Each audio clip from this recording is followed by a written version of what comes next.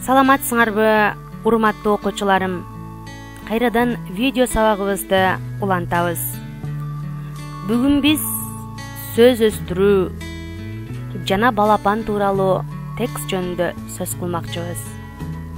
Касым Каимов, балапан. 1935 жылдын жайында менин атам ителгинин балапанын кармап келди.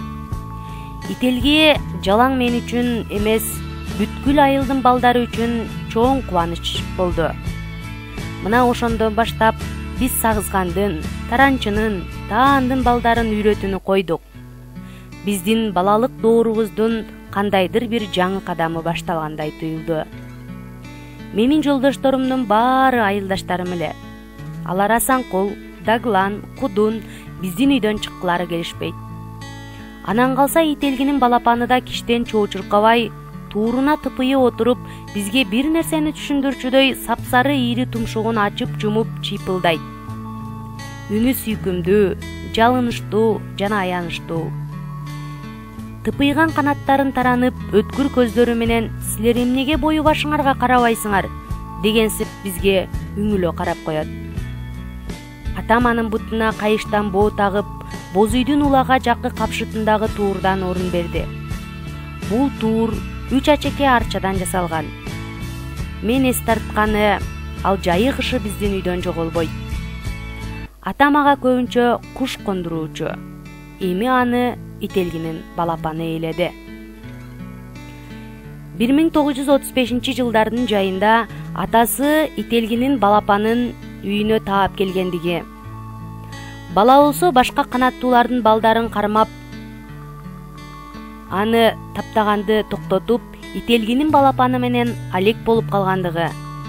Ителгинин балапаны бир гана баланы эмес, анын айылдаш достору Асанкул, Даглан, Кудунду дагы кызыктыргандыгы. Анын адамдардан бара-бара чоочубай калгандыгы. Ал жырткыч, алгыр куштун баласы болсо дагы үнү сүйкүмдүү, жалынычтуу жана аянычтуу угулгандыгы. Тыпыйган канаттарын таранып, өткүр көздөрү менен балдарга бир нерселерди айткандай сезилгендиги тууралуу Касым Каимов жөнүндө айтып кеттик. Касым Каимов деген ат фамилиядан сөз курагыла. Мисалы, ак бул түстү билдирет, кас бул душманды билдирет, мамык жумшак экендигин билдирет, ок мынтыктын огу, максым шоро деп айтылып жүрөт эмеспи? Ал эми жогорудагы тексттен алынган бир канча сүйлөмдөргө синтакстик талдоо жүргүзөбүз. Биз албетте мурунку сабактарда грамматикалык темалардан сүйлөмдүн баш мүчөлөрү болгон жана баяндооч тууралуу сөз кылганбыз. Синтакстик талдап жатканда баяндоочун гана таап, калган айкындооч мүчөлөргө азырынча тийишпей турабыз. Мисалы, экинчи сүйлөмдү карайбыз.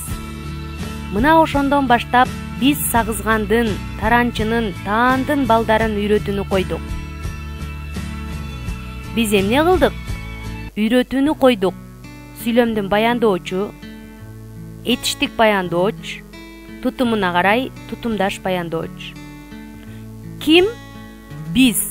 Сүйлөмдүн ээси, ататооч, биринчи жактын көптүк түрү, жактама ататооч. Сүйлөмдө грамматикалык борбору биз үйрөтүүнү койдук. Ээрчишүү байланышынын негизинде түзүлдү. Силер дагы окуучу досторум, жогорудагы үлгүдөгүдөй калган 4 сүйлөмдү дептериңерге көчүрүп жазып, талдоо жүргүзөсүңөр.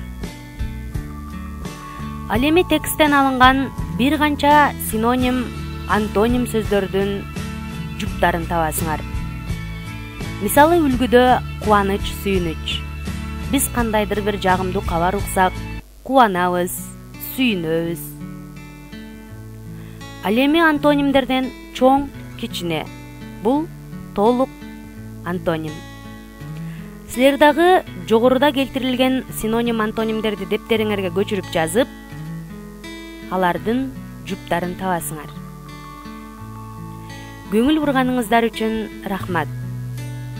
Мени Facebook'тан Тайыр кызы Нургүл, YouTube'тан Тайыр кызы Нургүл, эгер жеке коржунума nurgultayırkızı@gmail.com деп түшүнбөгөн суроолоруңарды берип кайрылсаңар болот.